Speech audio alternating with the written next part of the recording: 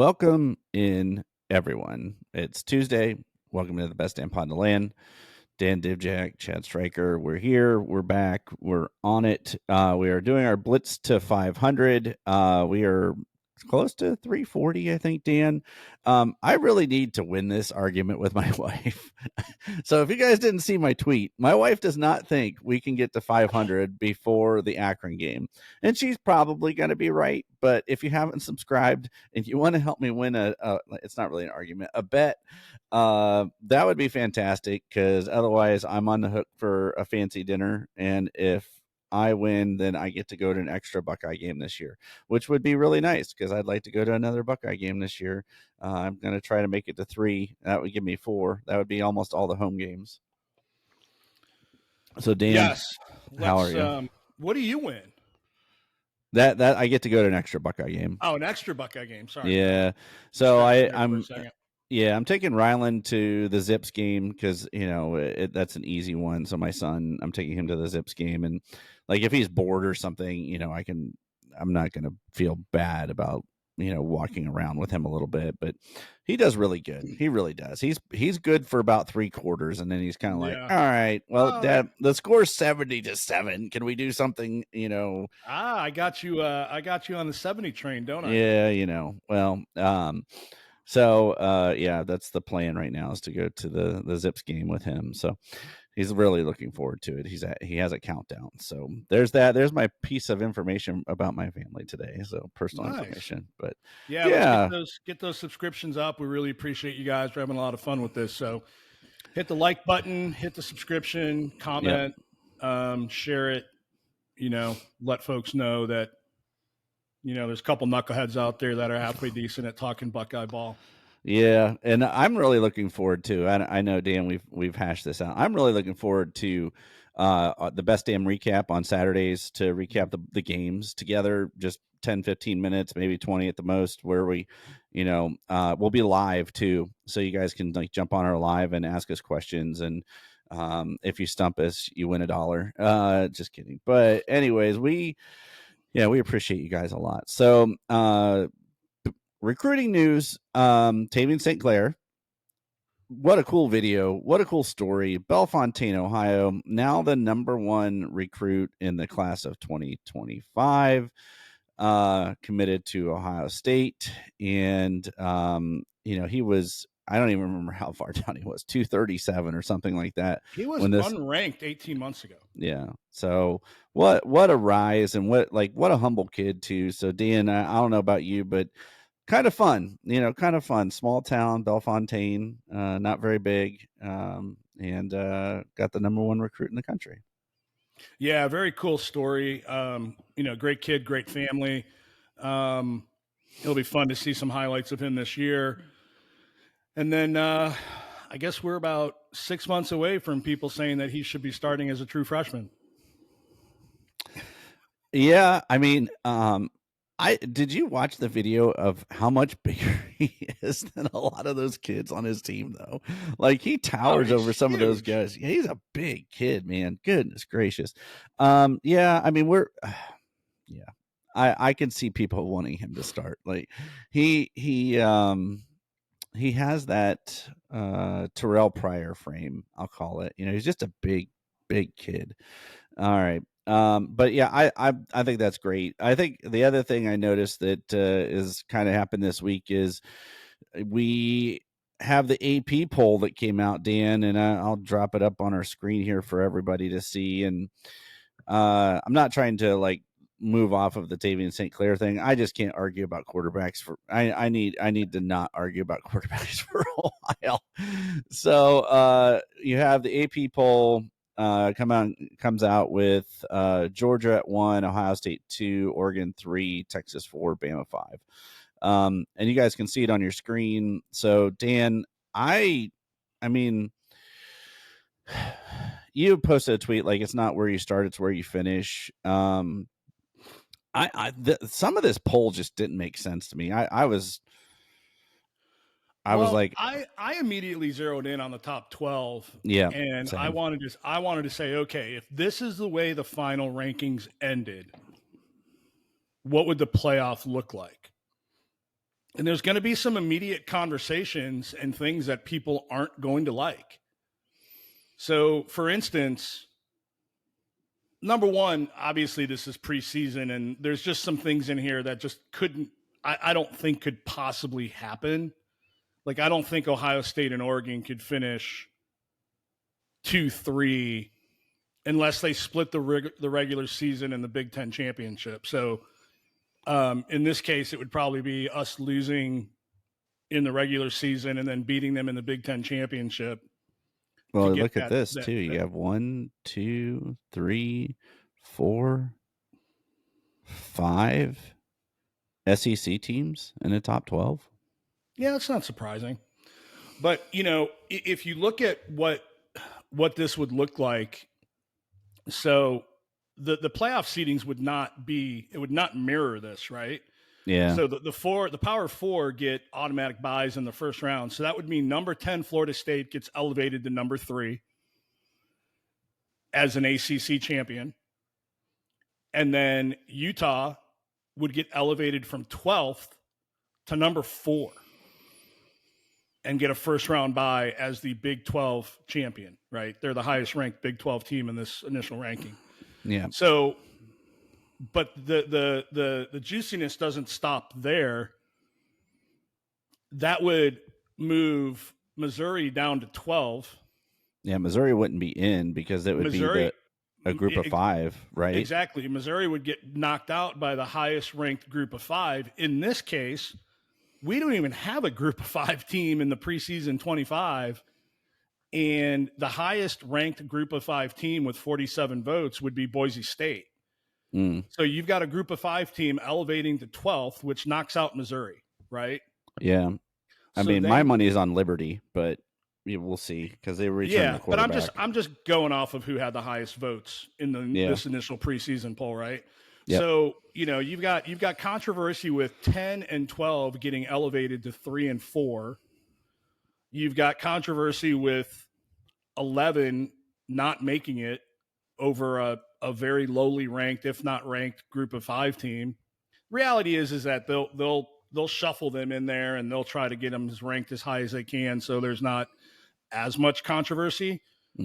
But that's what you're looking at there. First round matchups, you've got number 5 Oregon hosting Boise State. You've got number 6 Texas hosting 11 Michigan for a rematch of the second week of the year. You've got number 7 Alabama hosting number 10 Penn State. And you've got number 8 Ole Miss hosting number 9 Notre Dame. Very interesting takeaway there. You don't see any teams down south traveling to the north in December to play a playoff game. Yep. Just something that kind of stuck out to me. And then you've got in the second round, Georgia would host the winner of Ole Miss Notre Dame. Ohio State would host the winner of Alabama, or not host, would play them in a neutral site bowl game. They would play the winner of Bama Penn State. Florida State would play the winner of Texas Michigan, and Utah would play the winner of Oregon Boise State. So another takeaway that I've got is that that 5th seed, it's pretty advantageous. Yeah, you're going to most likely get, there's been a couple rare exceptions, Cincinnati being one of them, but most likely going to get that group of 5 team who comes in at 12 in the first round. And then you get the 4th seed, which is really the 12th rated team in the country. Yeah. So this is not going to be without controversy. If you extend it to 16 or 14 or whatever, you're going to have the exact same conversations taking place. So, and then my last takeaway, if anybody saw my tweet, I had buried down there at the end, might be my biggest takeaway, is Michigan cheated. Yeah. Yeah. The one thing, Chad, and then I'll stop talking because I'm kind of monopolizing this right now. No, but what'll be interesting is I would love to sit in the room and see if the committee just does their rankings. Like, okay, so they rank 1 through 12. They come up with 1 through 12, and then reslot them based on requirements such as conference champions? Or will they slot those conference champions 1 through 4 and then figure out who the next 8 are? There's 2 different approaches they can do there. It'll be interesting to see. I sent off a DM to Heather Dinich to have her ask them that. She's replied once or twice to me on Instagram. Okay. Like 3 months after the fact. So I doubt she'll see it anytime soon. But I just like, hey, she recently replied to me, so I'm going to go ahead and ask her a question. I'm intrigued by that. Like that's fascinating to me to figure out how they would be doing that. I get it. There was a couple things that I looked at. Number one, I went and looked at Penn State's schedule. Penn State doesn't play Michigan this year. Mm-mm. So if there was a year that they could lose to Ohio State and still make the playoff, this is the year. So that's number one. Number two, I'm not sure I'm all in on the Fighting Lane Kiffins, especially given what they lost in the transfer portal. Number three, I'm not as high on Utah as some people. But did Cam Rising come back for his 37th year or something? I don't remember. But he is their starting quarterback this year. Yes. Okay. So there, he's a gamer. And I don't think Notre Dame finishes in the top 12. I have a hard time seeing that. So there were a few things that, looking at people's schedules, and I don't think Tennessee finishes in the top 25. So I was surprised to see a couple teams in there. But I don't think Tennessee, I looking at their schedule, I just don't see how they can do that. And why, other than they're in the big, the ACC or whatever it is Clemson at 14. It's got to be their schedule because of who they play. So, well, I mean, Clemson still has a very, very talented roster, and they did play better towards the second half of last year. So, okay. I mean, I know we all like to bag on Dabo and everything, and I don't think they're anywhere close to competing for an actual national championship, but it's not like the ACC is the SEC. Right. Yeah, that's fair. And the other team that I kind of thought was interesting, they have Rock Shock Jayhawk down there at 22. I would not be shocked to see them finish, a little higher than that. So they can play a little bit of football too. So we'll see how things shake out. This is funny to me.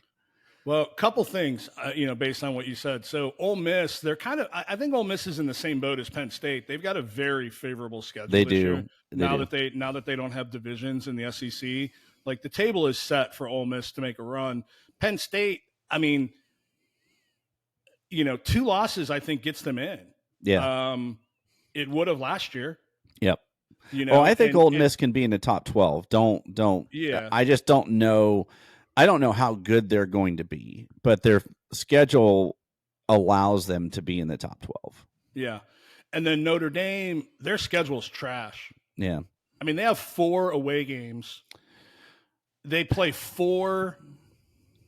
Now, they've got some neutral site games, but those are basically home games for Notre Dame. They play 4 of their 12 games are against either group of 5 or independents. Yeah. They got Army and Navy on the schedule. Well, they play Texas A&M too. They do start off with Texas A&M. I'm a little surprised that A&M is favored in that, or the line is only 1 point either way. Yeah. I think Notre Dame's going to be good this year, and I think their schedule's trash. I think they're going to lose 3 games. I think they're going to lose to A&M. I think they're going to lose to Florida State, and I think they're going to lose to SC. So I don't see them. Well. Who's their quarterback? Riley Leonard. Oh, that's right. Leonard did transfer in. Yeah. So something to consider here, our boy Juck has done a really fantastic segment in the past talking about a 3-loss team would have made 1 or more 3-loss teams would have made the 12-team playoff. I want to say 53% of the time over the last 10 years that it existed. Yeah. So you're gonna see some 3-loss teams in there. Now, one thing I'd like to do with that is drill down in and see how many of those third losses were in a conference championship game. Yeah. Right. So, because I think that's going to get penalized a little bit less than if they had 3 regular season losses and didn't play in their conference championship game at all. But, we're going to see multiple 2-loss teams in there, and we're going to see 3-loss teams in there, I think, almost every year. Okay. So we'll get into some actual Buckeye content now that we talked about the AP top 25. I guess my only question to you, Dan, is Georgia at 1 and Ohio State at 2. Georgia didn't win the Natty last year. Michigan cheated. So are you okay with being at 2? Do you feel like, or is it? I like it I better. don't care about preseason polls at all. I could give. Yeah. I mean, I like it. I like it better than 1, just from the sense that there's only been 2 wire-to-wire number 1 teams in the history, like since the AP era started, and they were decades ago. Yeah. So I mean, there's been a bunch of teams that have started out number 1 and finished number 2. Yeah.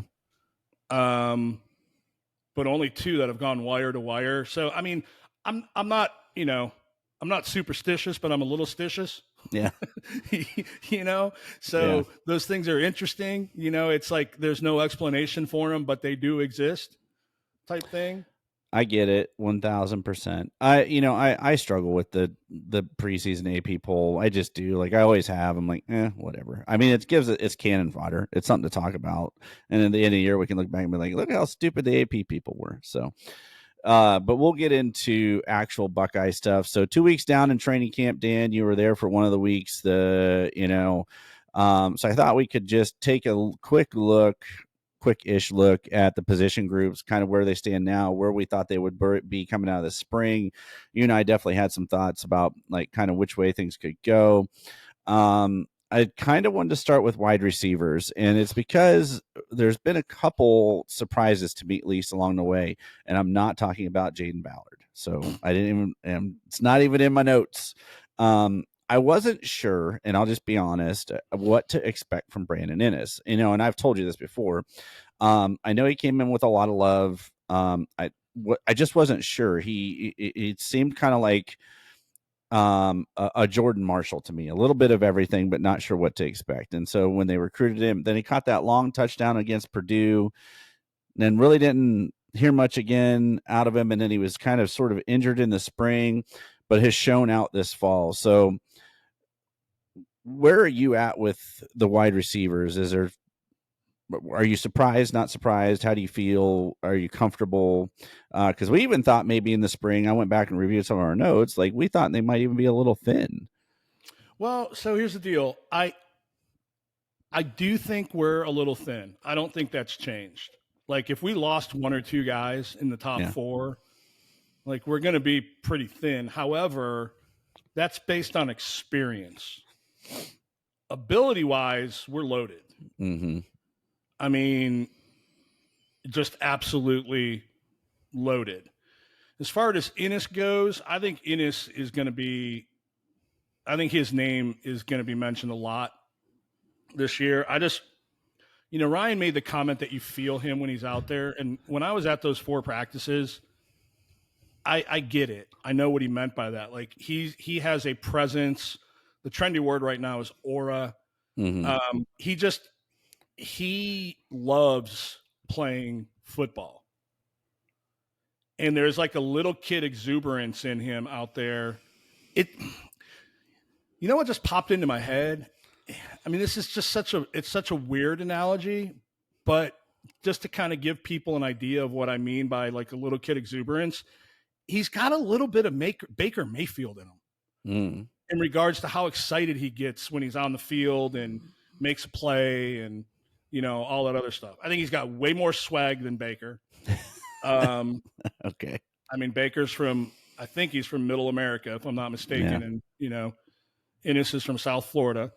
I think he's going to have a huge impact on this team. I think he is, without question, the number 4 guy in that room. And that number 4 guy is going to get a lot of run. Okay. And then he should be returning punts for us. Yeah. If he's not, somebody's just not paying attention. Okay. I think one of the things that I took away most from listening to Ryan Day and Chip Kelly, and then it's been confirmed on multiple other sources, is that Egbuka and Ennis are going to get the ball in a variety of ways, like a bunch of creative ways. And you and I talked about that in the spring. I said they have to, because I don't know if we got into it or I was talking to somebody else. They didn't like the idea of Egbuka running the football. And I think it comes from that like one play at 4th and 1, and they ran a sweep around the end with Igbuka. But I think those guys have, Brandon Innocent, they have to touch the ball in creative ways, whether that's, pop passes, reverses, double reverses, screens, whatever it is. They're going to get the ball in creative ways, probably a little bit out of the backfield. And I think about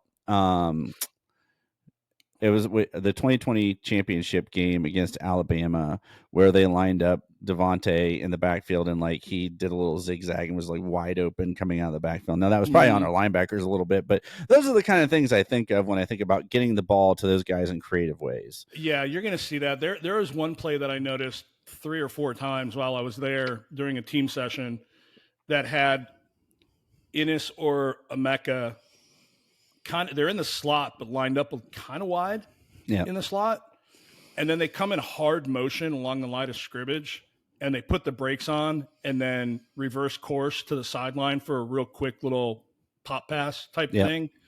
I think you're going to see some motions with them into the backfield and taking a handoff and then just running to the edge. I think you're going to see things like that. Okay. I mean, it's Chip Kelly, man. The world is his oyster. He's going to have a lot of fun with these guys. So the other question I put in our notes was there anywhere that you were like, you feel like I was 100% correct about this coming out of it? So kudos to you. You were right about Jeremiah Smith. I mean, I wasn't, like if you go back and listen to us, I was high on the kid, but I wasn't sure as a true freshman, just knowing Brian Hartline, like would he be in the top 3? We thought maybe top 4, but you were 100% correct. Like, dude's a man child. He's going to play a ton. Is there anything else that you were like with the wide receivers? Like, this is it. That I said this is where we are.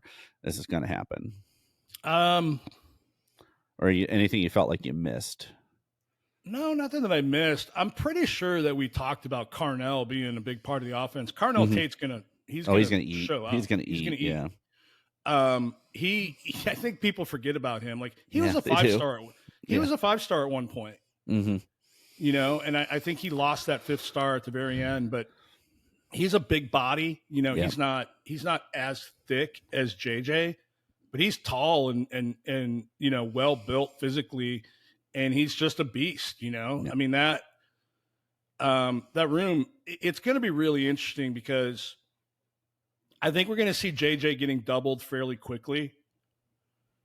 And I mean, you're going to single cover Emeka and Carnell Tate. Yeah. It's a good problem to have for us.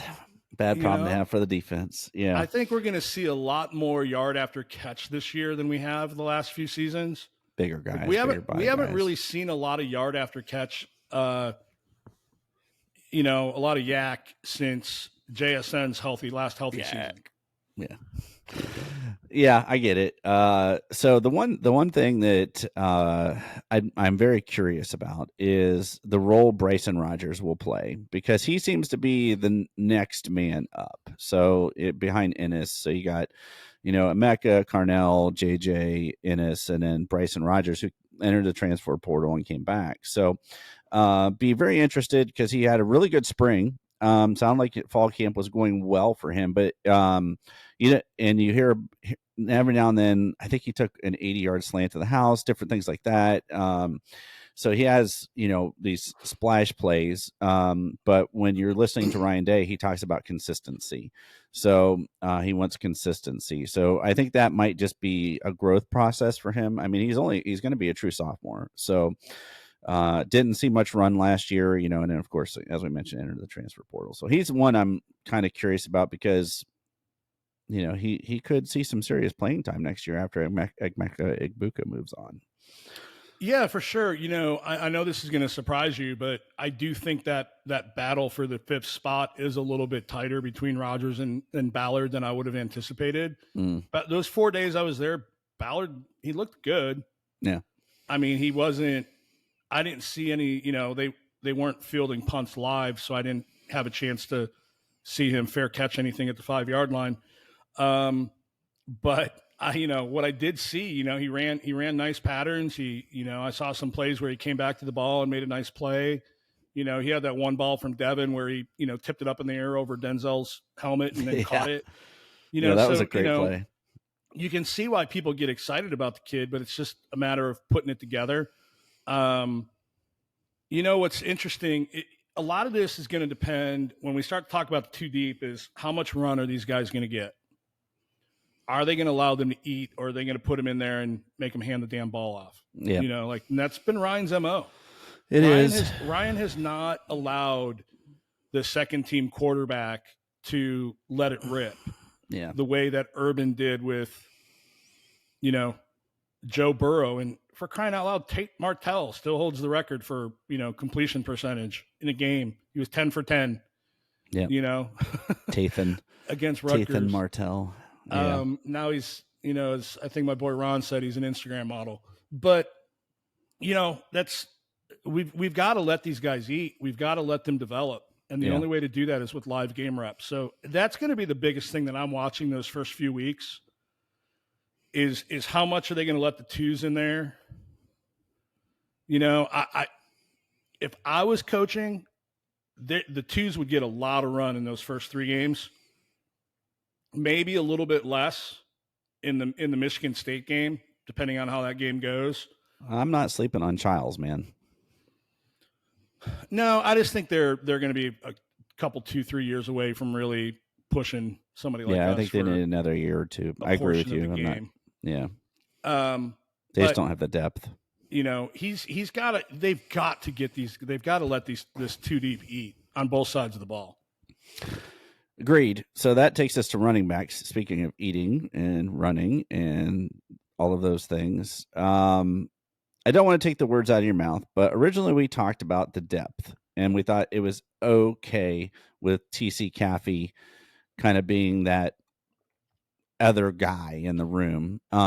So when Caffey went down to spring, concern kind of grew for both of us. We're like, okay, because basically you think of put Q and Trey, and they're like they're one person in my mind. So then that gives you your backup at Peoples and Sam Williams-Dixon, and then you go to practice and you see Cisse, and so are we feeling okay now?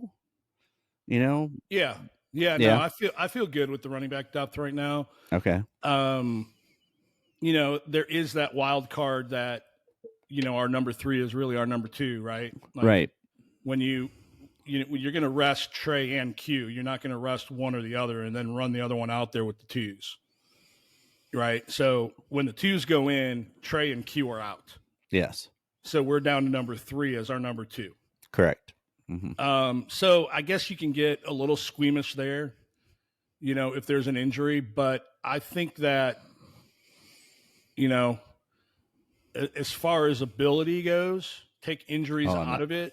I am 100% comfortable with what our running back room looks like right now. Oh, for sure. I'm not worried about ability. So I think where we are, and I don't want to speak for you, where I am is that after watching us go, to Xavier Johnson as our 6th running back option in the Peach Bowl in 2022, that was such a freak situation. We had a converted linebacker start the Michigan game, and Chip Trainum. No offense to Chip Trainum.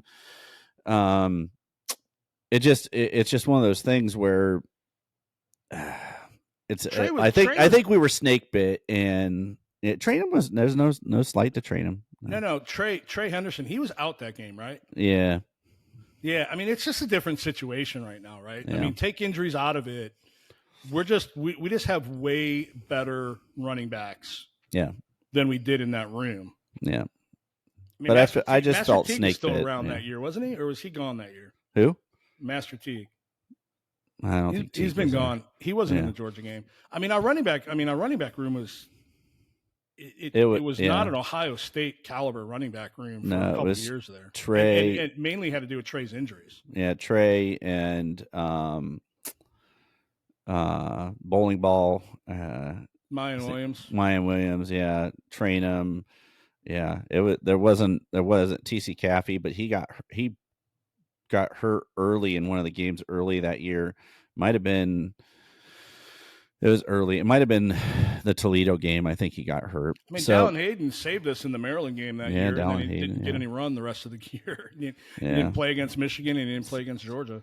That will forever be one of the biggest mysteries to me as to what's going on there. But so speaking of running backs, got to have somebody to block. So the offensive line, I can openly admit, from the beginning of the spring until now, I was very wrong about the offensive line. I felt like, and you and I, even in the spring, were like, they've got to go get a tackle.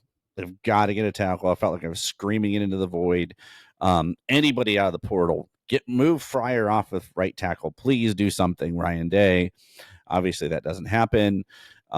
You've been to practice. Other people have been around practice. And I was very wrong. It sounds like our offensive line is going to be pretty good, at least the starting five.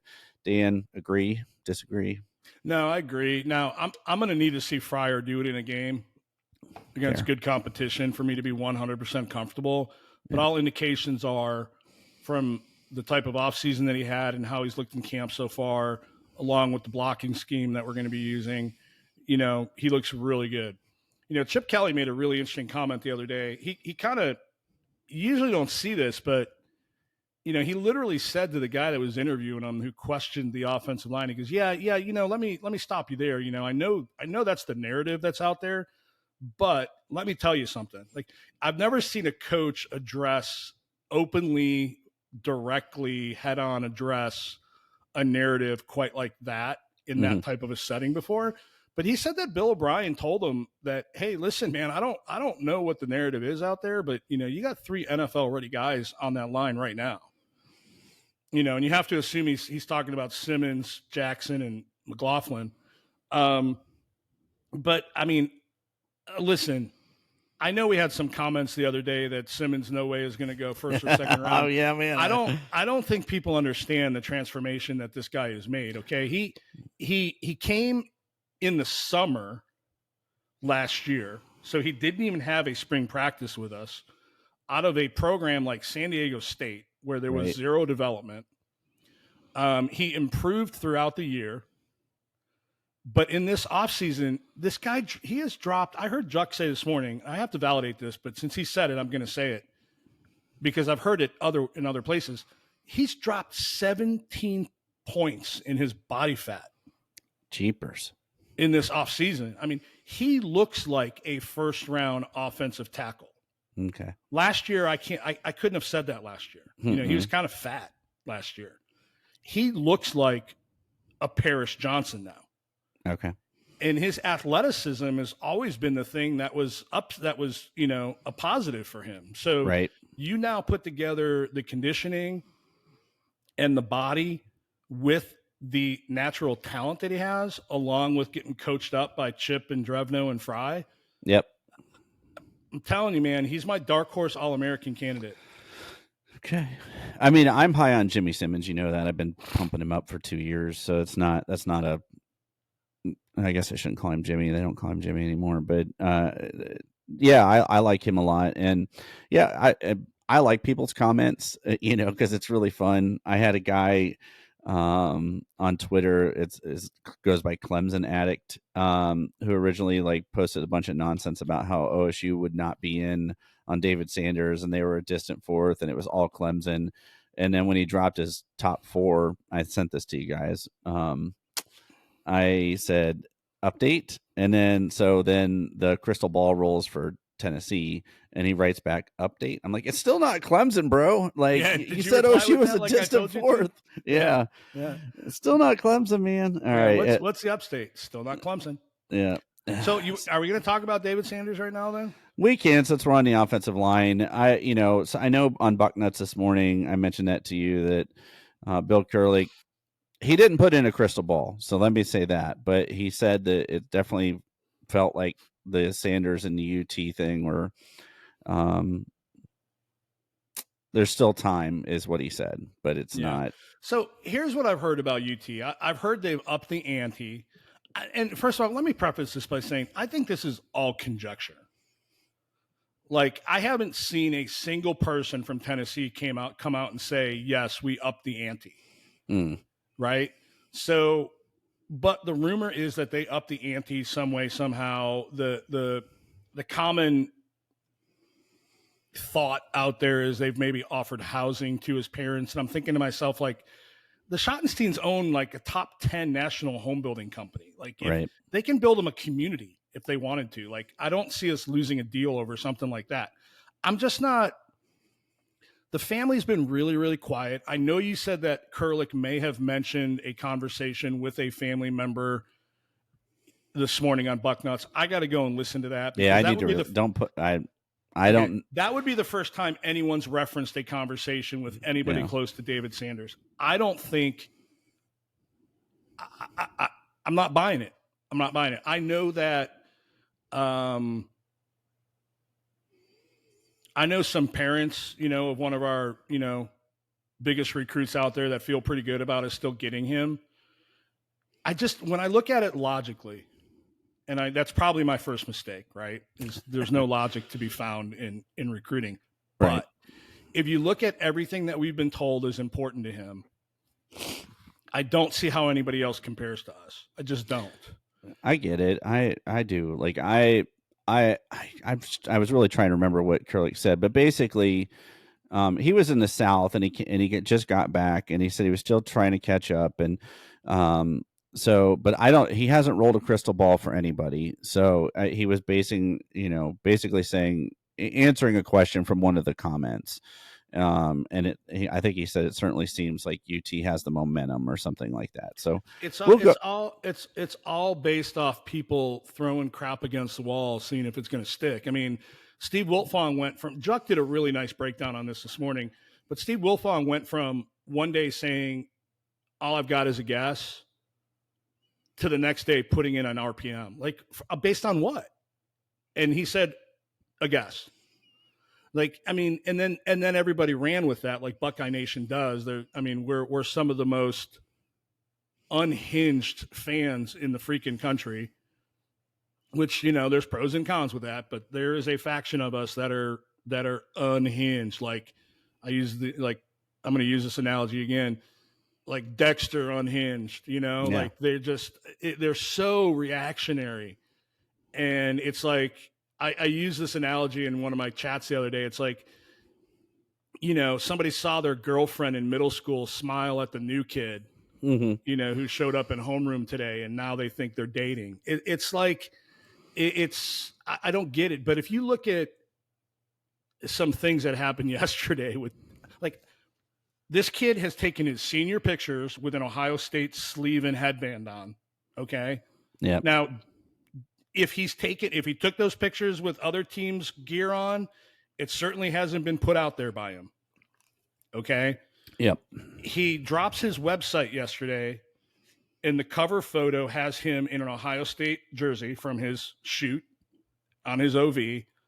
And then he's got these hoodies with him in his uniform. And every hoodie has him in his high school uniform, except for one has him in an Ohio State uniform on the back of the hoodie. So one of two things is happening here. Either no one knows what they're talking about, and this kid has been Ohio State all along, like some of us have told us that he is, or it's the single biggest troll job in the history of troll jobs. Like, this is next level trolling. And I don't think he comes from a family that would allow him to do that.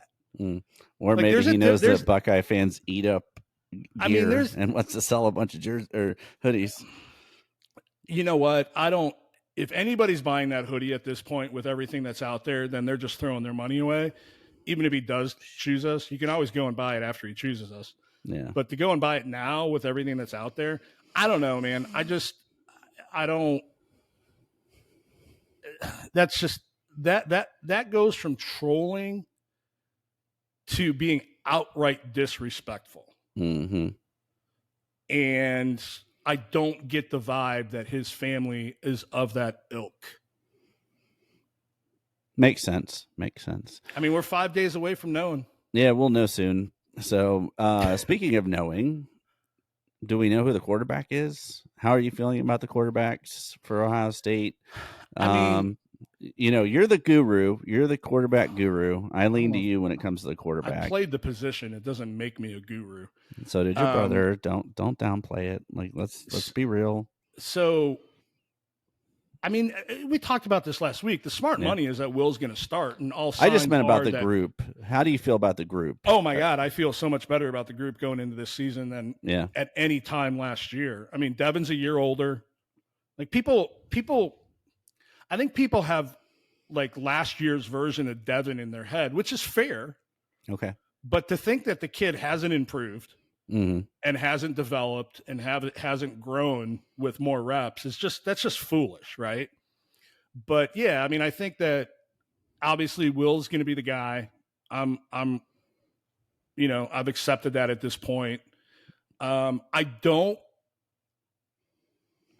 think it's because he's like separated himself in the competition. I mean, I don't think this is, Justin Fields and Chugginoff type of a scenario. I think Devin has had a really good fall camp.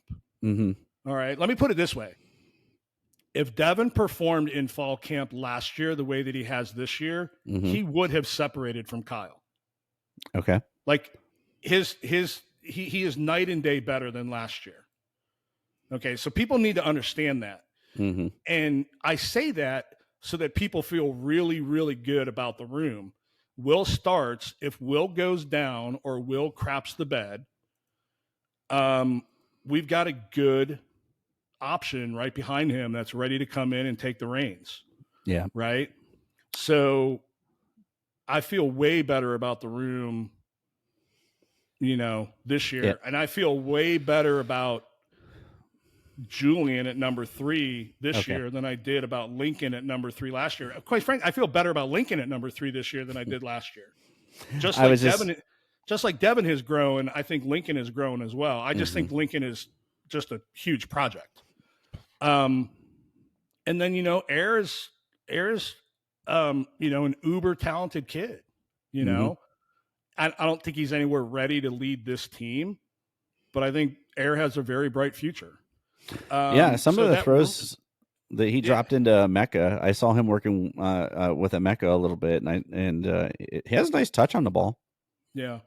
It's funny though. We did get a little bit of intel from the scrimmage. Like, I mean, Ryan should be running our border. He should be the border czar. Yeah, it was tight-lipped. Right. Czar. I mean, the scrimmage, it was like Fort Knox, right? We saw one video get leaked of Will dropping a ball into Mecca, and Mecca made a phenomenal catch on it. That was Will's only touchdown of the day. Devin, from what I heard, had his best practice by far of fall camp. He had 2 really, really big time throws to Ennis. That you started to hear about 2 touchdowns to Ennis. He had another touchdown pass that was dropped. I was under the impression that the quarterbacks were going to get grades for the first time this year. They did not. Okay. Actually get grades. I was just about to ask you.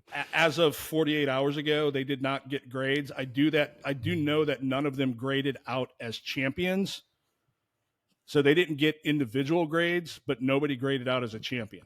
Okay. In the quarterback room from Saturday's scrimmage. That's the only intel I've got. That's it. I mean, it's tight-lipped. I'm not going to make stuff up otherwise. Yeah, no, I get it. So we can spend. But well, hold on. One thing I didn't add, right. I won't, because Will also had a really solid day. Okay. Yeah, I think my most curious thing is in a room with 5 quarterbacks where we all thought somebody would leave. Nobody left. Nobody plans on leaving. And I just feel like somebody has to be the odd man out. And because all the hype around Julian saying nobody's talking about Lincoln Keenholz. Aaron Nolan's obviously going to redshirt. be really interesting to see how things shake out in the future. I know we need to focus on this year and winning this year. So I just, just looking at the room, like I feel really good about the talent in that room, and that's kind of where our conversation was trying Yeah. to take us. On defense, I think we can let's do the secondary. For me, they're unbelievably elite. They're deep. I've heard Tim Moulton has them playing through the football this year. I've seen some videos of Davison Igbinosun punching the ball out of the hands of a couple different receivers, getting in the face of Jeremiah Smith on the ground. So Dan, I know Iggy was one of your, like, you've been hyping up Iggy since we've been doing our pod. So I heard somebody the other day say he was more of a regional find, and he's going to be a well-known corner by the time the NFL draft comes around in April of next year. So kudos to you on that. But how are you? I mean, you got to feel fantastic about our secondary. My goodness. It's by far the best in the country. Iggy deserves a lot of credit for changing the mentality of that room when he came in last year. I mean, he's from Mississippi. Yeah. He started as a true freshman. He was a freshman All-American at Ole Miss. So he started as a true freshman cornerback in the SEC. So I never understood why there wasn't more hype about him coming into last year, as a transfer. But his attitude, his mentality, everything about it. I mean, he was interviewed last week and he said, I talk crap, so I have to back it up. He goes, I'm not going to talk junk and then not perform. Right. I need to perform if I'm going to talk like that. So I talk like that, so I perform. Mm. And Burke has given him credit for changing the mentality in that room. The coaches have. He's just a dog, man. And I really, really like him. He's still handsy. I still don't want him dating my daughter. As a matter of fact, I don't know. There's been some videos out recently where they were doing one-on-ones with the receivers and the DBs were wearing mitts. Yeah, oven mitts. Like little oven mitts on their hands so that they couldn't hold them. Which is good. It's a great drill. I know a local high school coach here that does the same thing. So yeah. The DB room is so deep. It's so good. And oh, by the way, we've got Jermaine Matthews as our backup cornerback. I mean, the kid's going to be a first-round draft pick one day. Oh yeah, absolutely. Okay, so is there anybody that? So one of the guys we talked about this, guys we're kind of interested in. So Jalen McLean is somebody that the name just keeps like getting mentioned over and over and over. He came in as a 3-star, not a ton of hype, but the dude can just ball. Like he's just one of those guys that like I am not going to say the name Malik Hooker. I just did.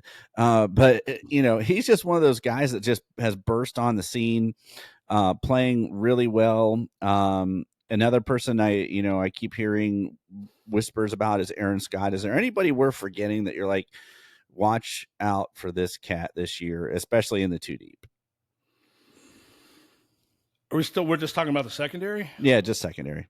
I mean, McLean, Aaron Scott. I think a lot of people have stopped talking about Malik Hartford, but I still think him and McLean are the two on, strong and freeze.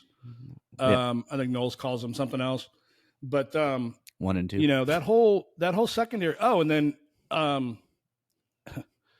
Calvin Simpson Hunt. Mm-hmm. I mean, he's a baller, man. He's a good, solid, number 2. He'll get some run. Think about that for a second. You got Jermaine Matthews and Calvin Simpson Hunt as our number 2 DBs, and behind them are Aaron Scott and Bryce West. And incoming Devin Sanchez and Naheem Offord. I mean, it's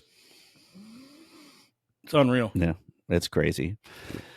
All right, the defensive line, Dan, I don't know what there really is to say. You bring back JT Tuimoloau, you bring back Jack Sawyer, you bring back Tyleik Williams, you bring back Ty Hamilton, Cade McDonald's playing well. I know you've been really high on Jason Moore, not to be confused with Ian Moore. I personally keep just waiting on the Caden McDonald, the Caden Curry show. So what about you? Well, here's the deal. I don't know if you caught the interview with Chris Drew and Sonny Styles yesterday, but Maybe. Chris asked, is there a guy under the radar on the defensive side of the ball? And he came up with Caden McDonald. Mm-hmm. So I knew you were going to enjoy that. I do. He mentioned he's a big body, Mm-hmm. and those are the guys that allow the linebackers to eat, right? They Yep. do their job so the linebackers can go and make plays. So for him to recognize that, to me, spoke volumes. It's just a deep room. I'm not even worried about linebacker depth anymore, like I was going into spring. I mean, Mm-mm. for all you hear about Arvell, you hear about Gabe Powers. CJ Hicks is technically going to be backing up Sonny. Mm-hmm. I had no idea that Gabe Powers was as big as he is. It's like 6'4", 240. Yeah. And then you look at the pictures that came out yesterday of him standing next to Sonny, and Sonny towers over Yeah, him. Sonny's bigger than he is. Yeah, Sonny's 6'6", almost 6'7", though, right? Like Juck was talking about it this morning that if Jack Sawyer is 6'4.5", Jack's listed at 6'5". Juck swears he's 6'4.5", but he said if Jack Sawyer is 6'4.5", then Sonny is every bit of 6'5.5", if not 6'6". Yeah, yeah. Well, there's a couple guys that are in the program that I've been talking about for a while, and Gabe Powers is one of them. I really like Gabe Powers.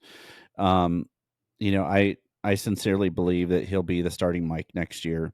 Arvell Reese, though, apparently has been playing some at the Mike too. So you imagine his athleticism at the Mike.